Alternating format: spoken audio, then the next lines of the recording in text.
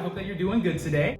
I'm here at my house in Palm Springs. I just got back from a couple of house showings with some clients here who are married and they're about to buy their first property together. Yay! But let's talk. There is something I want to talk about when it comes to purchasing your next property with your partner. Let's say you're married or you're with somebody that you love, you have kids. Before you make any decisions, please watch this video before you do.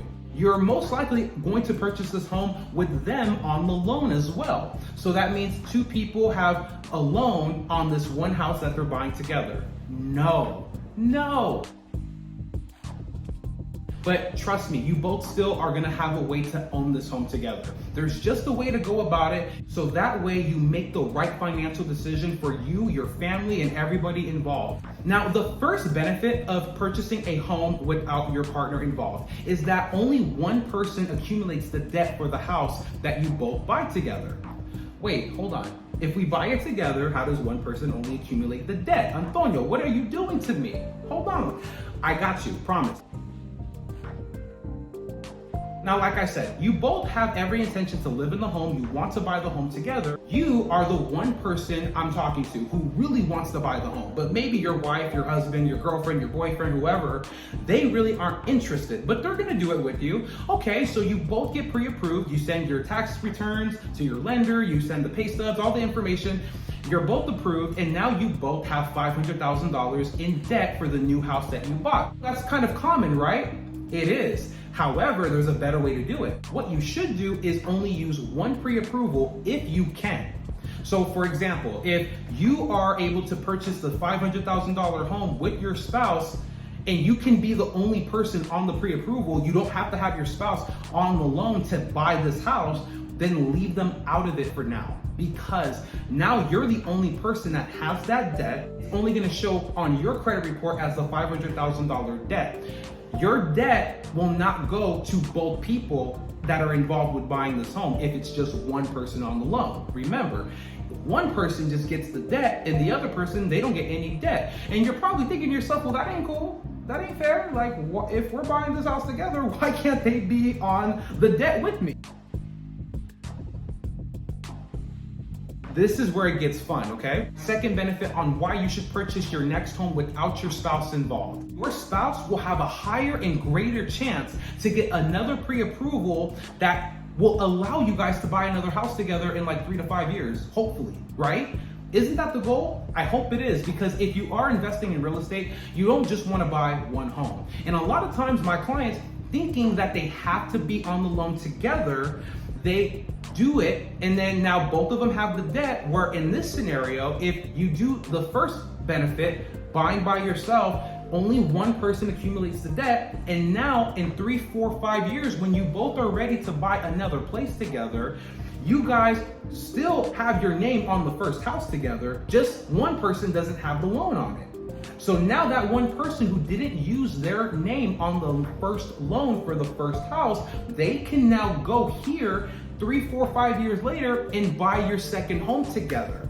Because that person who did not put their name on the loan that you're with 3, 4, 5 years ago on the first home, they never accumulated the debt on their credit.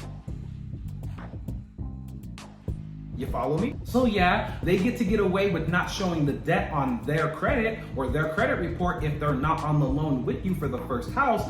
But if you have every intention to grow with your partner, if you have every intention to build an empire with your partner, best financial thing that you should do is to have only one person buy that first house. Because again, why would you both want to buy it together and then have less chance to buy a second property in a couple of years, when all you had to do was just have both of your names on the title? There's a difference between title and the loan. We know this. Title would be both of your names on the property, who owns, like, who has like ownership rights.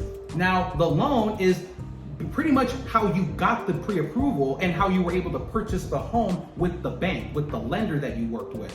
But again, with the loan, if they're only requiring one person to buy the first home, this is where that second benefit comes into hand, where your spouse can now buy the second property together, and maybe they're only on the loan for the second house. That's fine, because like how they were on title for the first house, you as the person who bought the first house can still be on title even if you're not on the second loan. You both have title rights on both properties. It's just first house is the first spouse's loan debt. The second house is the second spouse's loan debt.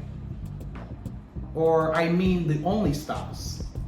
You follow me, right? One debt here, combined it together later, great. But it's separate, and that means that you guys are both able now to buy more properties later down the line if you stick with the first benefit of buying by yourself first, so you only show one side of debt and the other partner has no debt, so the next couple of years they're able to help get the second property and you guys can build your empire. I want to make it clear, obviously if you are married, you're legally married, especially in California, which is a community property state, so look up your state if you are in a community property state. That just simply means that you share everything with your marriage partner. So of course, right, if you are married, you obviously have automatic rights to the house. So I'm not saying that you don't get rights to the house. You still will have ownership rights. We're just talking specifically, you can be married and still not be on the loan with your partner. That way, the other person who did not get on that loan, they are able to buy another property with their spouse and build that empire. But yeah, there we go. I just wanted to make sure I got that clear. And then another last benefit for today, doing this method of buying separately and having one debt here will allow both of you to increase your credit scores a lot quicker. That way, when you guys have your second property, give it another couple years, you guys have some stellar credit that's hopefully in the 800s. You guys are now at one point able to pay down your loans on the first house, and now you're able to go buy the third property once you start paying down the debts and you get your credit scores up. But the best way to do that is to buy separately. When you buy separately, one person accumulates that loan and they pay it off, while the other one accumulates the other house loan and they pay it off. So in 5-10 years maybe, you only have like half of your loan that was originally on the houses. And now that means that you only owe a fraction of or half of the amount that you bought the home for. And one of you could sell one of the houses, make big bank, and hold on to one of the other properties, and then go buy another property with the house money that you made from one of the sales. You know what I mean? Like, again, I can go on a tangent with benefits. I'm just trying to give you a couple for today's video. Talk with your lender. If you are in a position with your spouse right now, you both have been ready to buy this home together, it's most likely your first home together, talk with your lender and see if there is a way that you can buy this home with just one person involved. Your spouse who did not get on this first loan, they will be thanking you. You will be thanking yourself, because you'll be able to go buy that second home when they have no debt from the first house. Eventually sell one of the houses, make a bunch of profit, or keep both of the houses and then buy a house together. 3, who knows, 4, 5 houses. This is the way to build up your empire, especially as a couple, as a unit. I were to have somebody that I wanted to build a life with, I would be like, okay, buy your house first, I'll buy my house first, I'll call you later, okay?